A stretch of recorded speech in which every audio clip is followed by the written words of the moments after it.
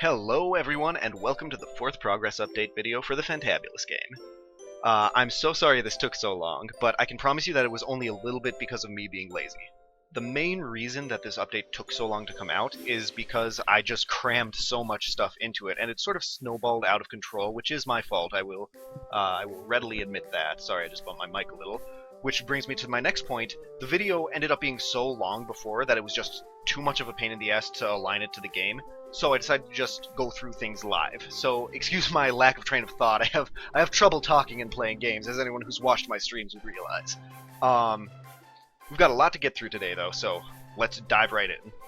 Right off the bat, what you're probably noticing is the level design here is drastically different from the white square level that we had before.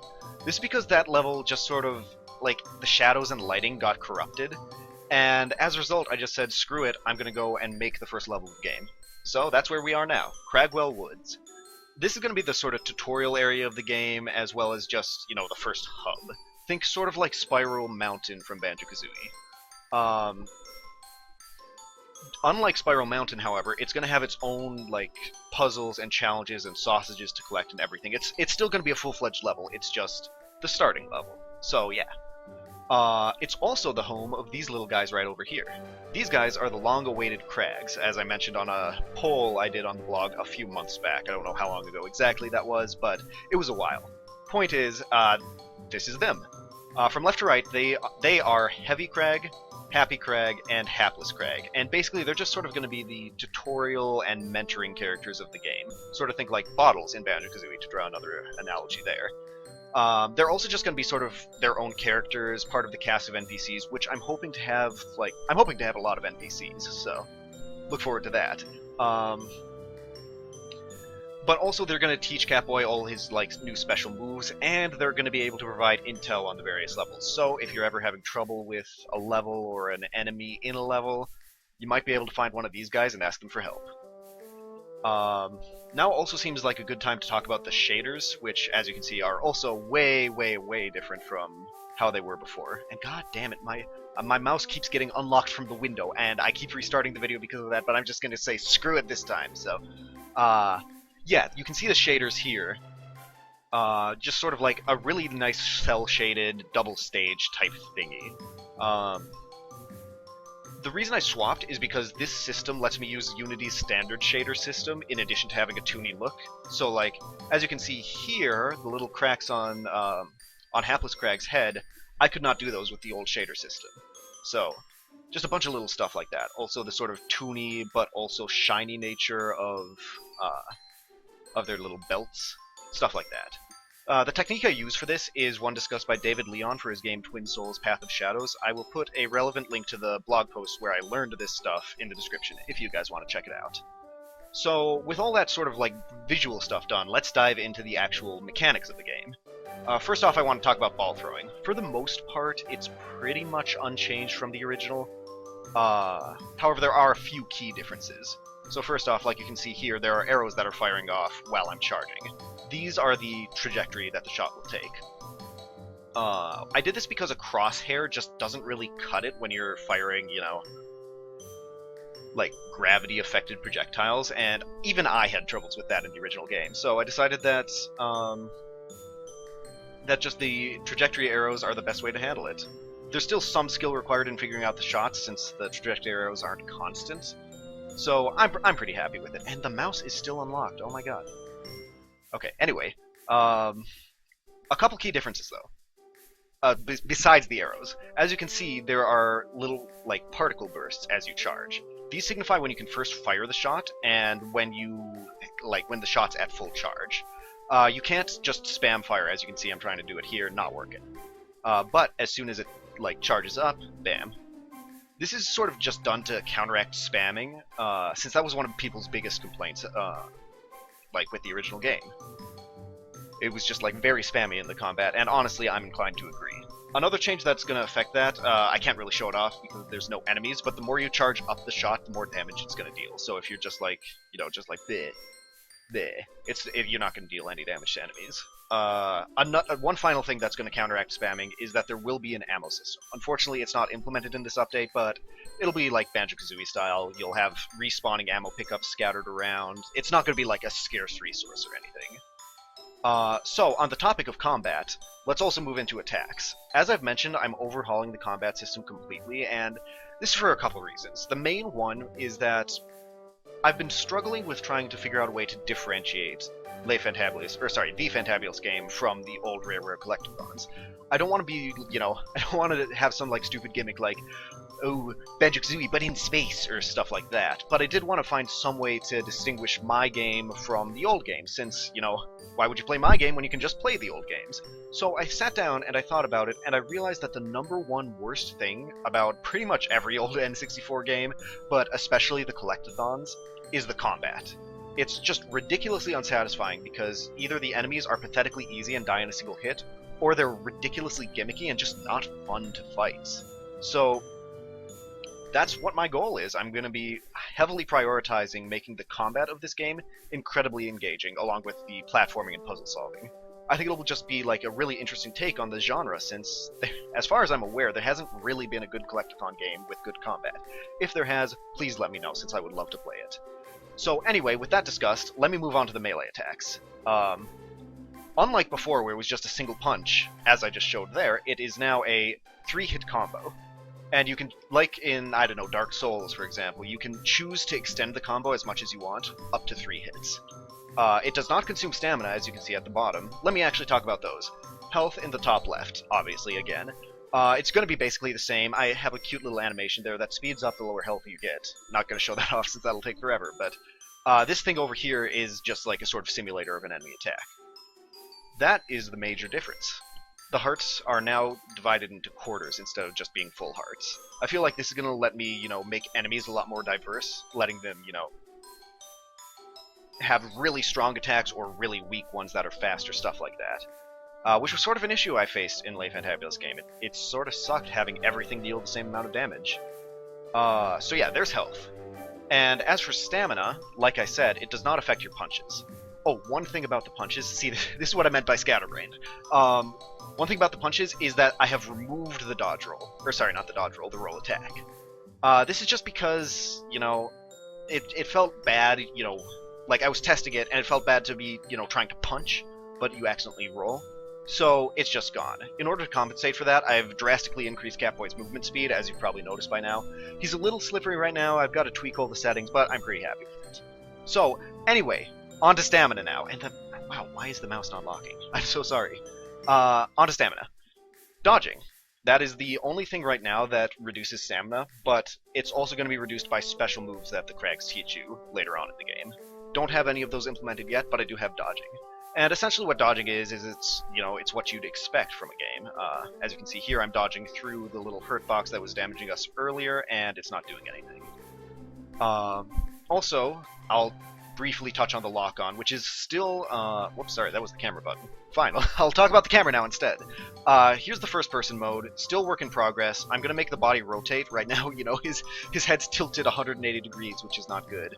Also, the shadow doesn't have a head, as a result of me, it's just my very band-aid fix for, like, not having visual clutter when you're moving around. He's gonna have a head in the final version. Also, the camera in general has been zoomed out. This is the maximum zoom level. This is just sort of to compensate for Catboy's increased movement speed, and also just to add, like, a nice sense of scale when you're in the levels. I like zoomed out cameras, sue me. So anyway, what I actually meant to do, though, was press the lock-on button.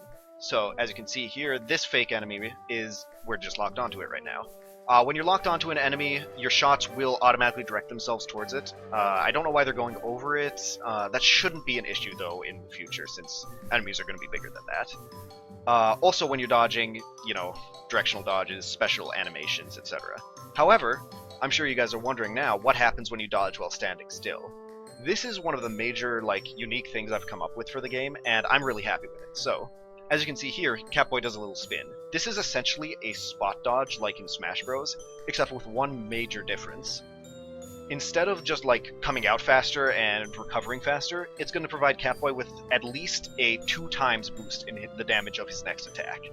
And this is going to scale like if multiple enemies attack you at once and you dodge them, like say 3 enemies attack you, and you dodge them all with the spot dodge. You're then going to have times 2, times 2, times 2, times 8 damage for your next attack. So essentially it's just going to work as a sort of parry system. It is shorter, like I can't really show off the iframes again, but it is about half the length of invulnerability as your normal dodge. So it's basically just high risk, high reward, and the fact that it's not, you know, a Dark Souls style parry and riposte means that you can use any weapon, any playstyle, whatever you want.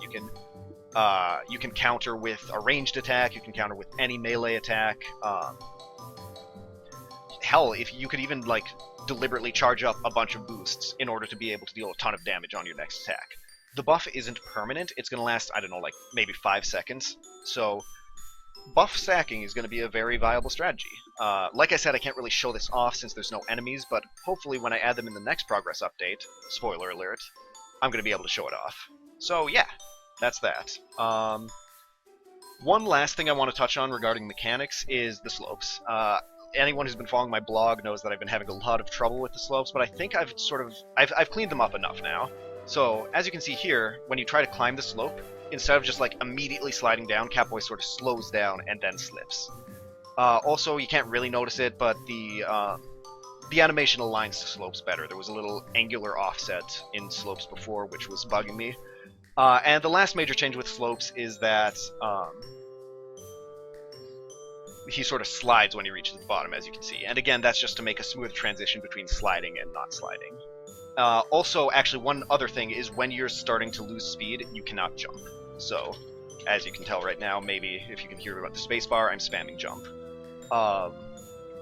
Doesn't mean that you can't jank up slopes, though, since, speedrun tip, if there's any slope that is that long, you'd be able to get up it. I don't know if there will be any slopes like that, but yeah. And also speedrun tip, in case anyone's wondering, you cannot just, like, sort of slide up the edge. It detects that. So yeah, that's about everything for the actual mechanics of the game. However, there's one, like, still one major thing I want to talk about. And it's one of the things that was, like, the worst about the original Le Fantabuloso game. And this is the pause menu. As you can see, a hugely improved system from the weird, like, blue techie stuff. And there's the fucking offending cursor. Pardon my language. So yeah, a lot of stuff here. There's a records section that this is going to have, like, all your stats and stuff. And the stats are going to be pretty in-depth, like the amount of time you spend in a given level, the amount of times you've died in a given level, and of course your sausage count and sausage bit count, stuff like that. So just all your stats.